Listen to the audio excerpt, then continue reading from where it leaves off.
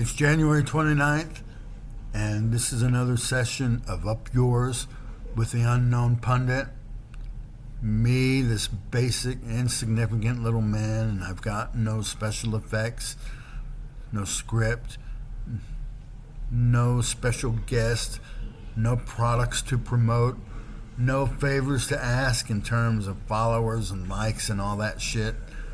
I've been going through this exercise of allowing others to observe this therapy and trying to mitigate the escalating eventuality of my emotional breakdown, because I've been having a real problem. God knows I've got lots of problems, but somehow I've found that just speaking to myself into this camera, I know no one's listening, and that's okay. I don't matter to anybody. That's all right. I just find that somehow speaking to myself into this screen helps purge the negativity that I've been feeling, and I don't know if it resonates with anybody, but if anything I say or feel resonates with someone, I'd love to hear about it. Not the other DMs I've been getting about how pathetic all of this seems, and my bedhead, and the fact I'm so damn ugly. You know, this is not news to me. But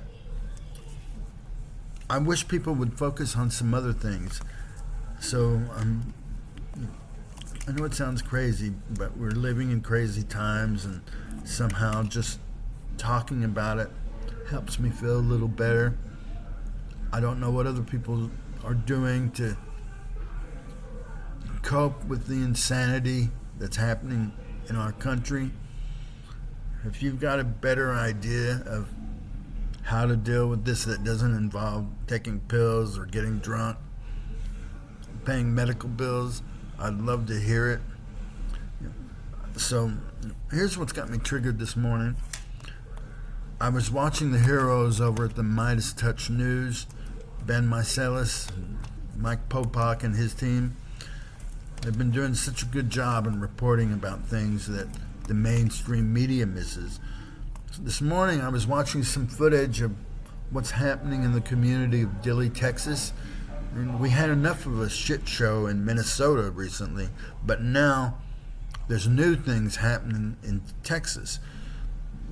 Yesterday, apparently, people were protesting in Dilley, and as they're protesting, peacefully protesting, thankfully, we know about James Pretty, the guy murdered in Minnesota, was a licensed concealed carry guy who had a gun on his body before they murdered him.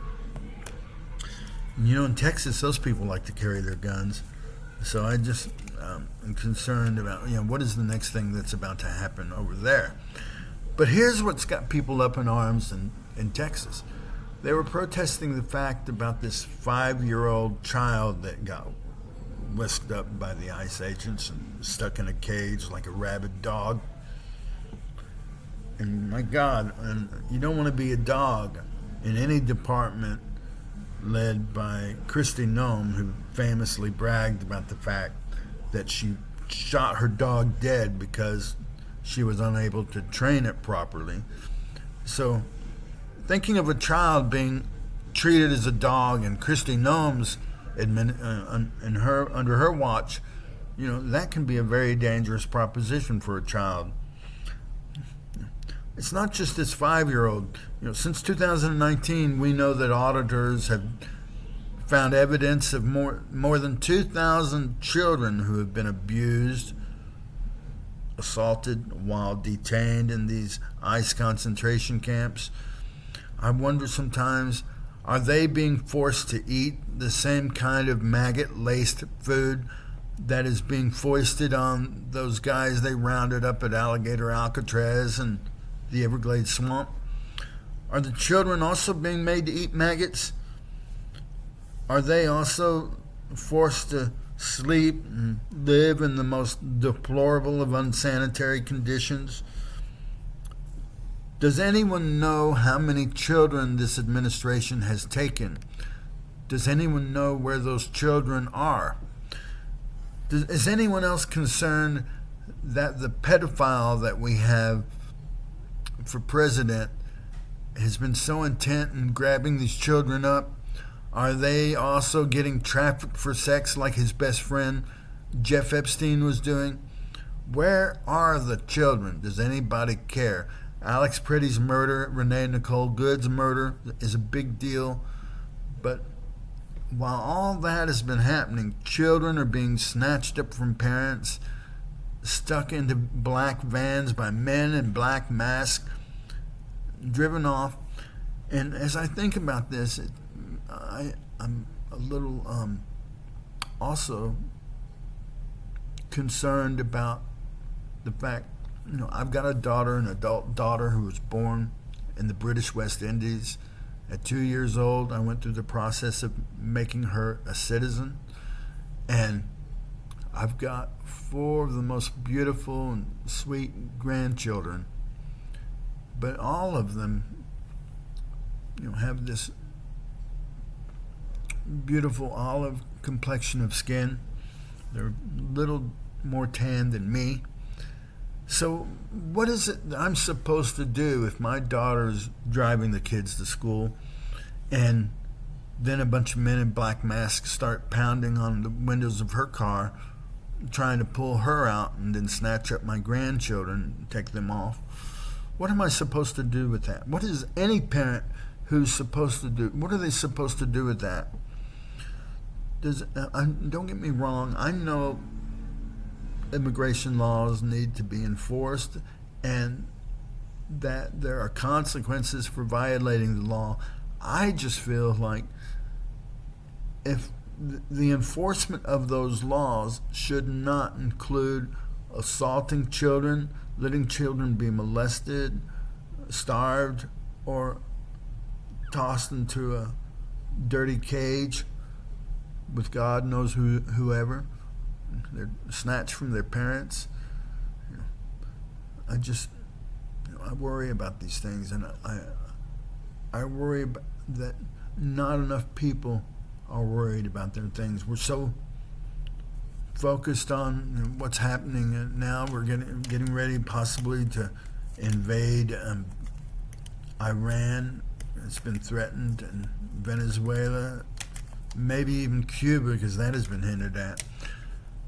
I am absolutely convinced that Trump will try to get us into some international conflict just to obfuscate the prevention of focusing on the Epstein evidence that likely implicates his pedophilic past. We know that his Euro whore wife, Melanoma, is making the rounds trying to promote this flop of a documentary that came about after Jeff Bezos of Amazon paid off the Trumps with almost $40 million supposedly to make this documentary of the Euro whore. And of course nobody wants to see it because what Melanoma doesn't understand, just because you want to parade around naked and over in Slovakia, wherever the hell she's from, that may work and make you popular over there, showing your ass to the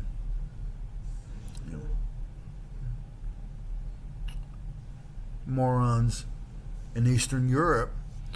But when you come over to America, Melanoma, we expect our first ladies to have a little class, hopefully a little brains.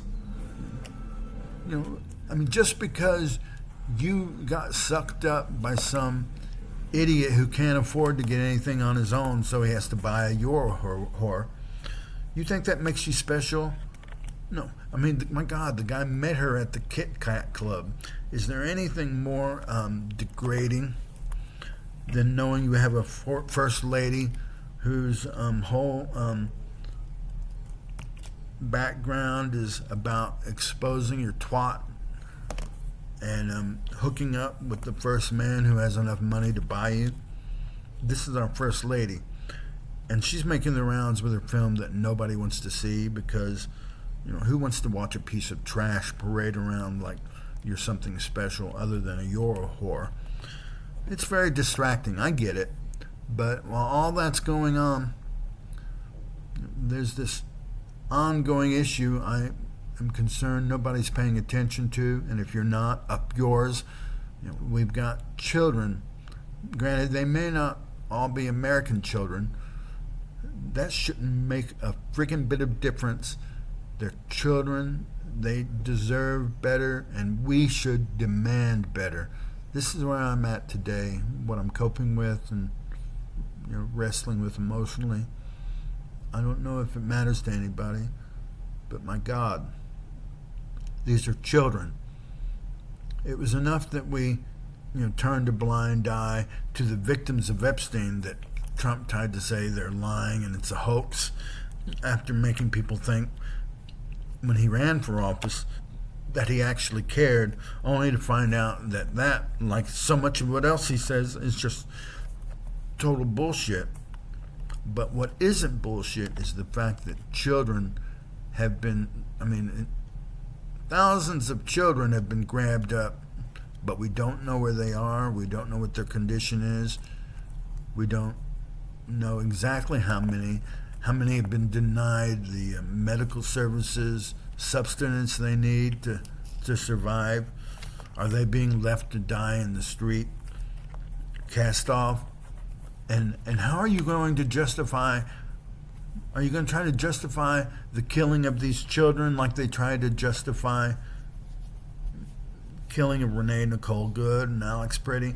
How is it that this administration has any credibility anymore when we've seen how they continue to lie straight to our face? Can we believe anything they tell us? But my point this morning right now, in this therapeutic exercise, is trying to hope. I'm hoping that more people, just like they started galvanizing in Texas because of what happened to this 5-year-old little boy, I want to see everybody get up in arms asking, where are the other children? What is their condition? How many do they have? Where are they putting them? Does anybody care? And if you don't care, up yours. You're part of the problem. You're not helping. You're not a patriot. You're not a responsible parent. You're just a lowlife. You're part of the scum that are ruining this country, that are hurting people, and those people include children. Just think, what would you do if it happened to you and your children, your grandchildren? Do you care?